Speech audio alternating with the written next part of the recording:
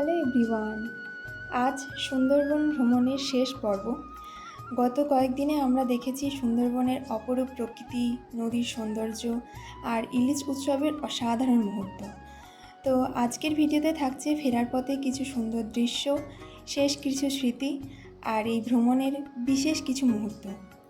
তো সকাল সকাল আমরা দুজন মিলে রেডি হয়ে বেরিয়ে পড়েছিলাম একটু চা খেতে। তো তারপর বাবারাও চলে এলো। তো আমরা এখন যাচ্ছি ঘাটের উদ্দেশ্যে, পাখিরালয়ে। তো তারপর আমরা এখানে একটু বাবা আর সৌভিক চা খাচ্ছিল আর আমি খেয়েছিলাম একটা ডিমের অমলেট।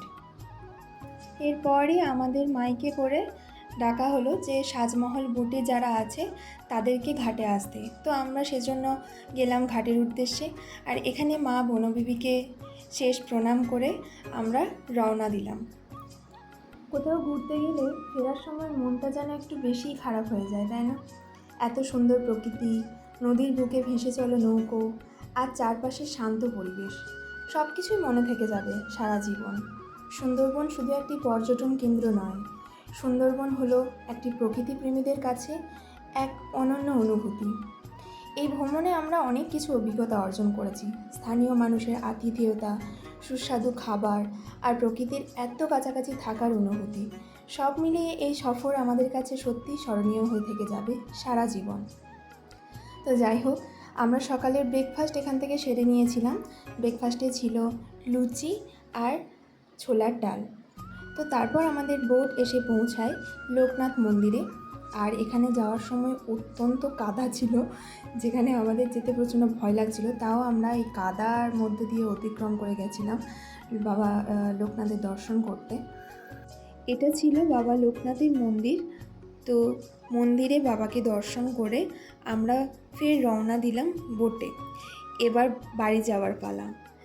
তো আমাদের বোট ছেড়ে দিয়েছে আর তারপরে বোট ছাড়ার সঙ্গে সঙ্গে আমাদের লাঞ্চ এসে পৌঁছায় লাস্ট দিনের ইলিশ বিরিয়ানি আর চিকেন কষা।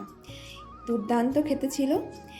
তো এই ছিল আমাদের সুন্দরবন ভ্রমণের শেষ পর্ব।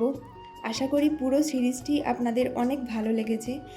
ভিডিওটি যদি উপভোগ করে থাকেন তাহলে একটি লাইক করবেন, বন্ধুদের সঙ্গে শেয়ার করবেন এবং চ্যানেলে আরও এরকম নিত্য নতুন ভিডিও পেতে সাবস্ক্রাইব করতে ভুলবেন না।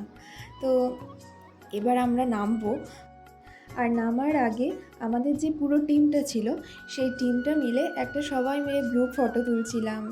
কেউ নিজের নিজের মতো ভিডিও করছিল, কারণ এই সুন্দর মুহূর্তগুলো একটা ফ্রেমে বন্দি হয়ে থেকে যাবে, তাই সবাই মেমোরিজ কালেক্ট করছিল নিজেদের মোবাইলে। তো যাই হোক, এরপর আমরা নেমে গেছি।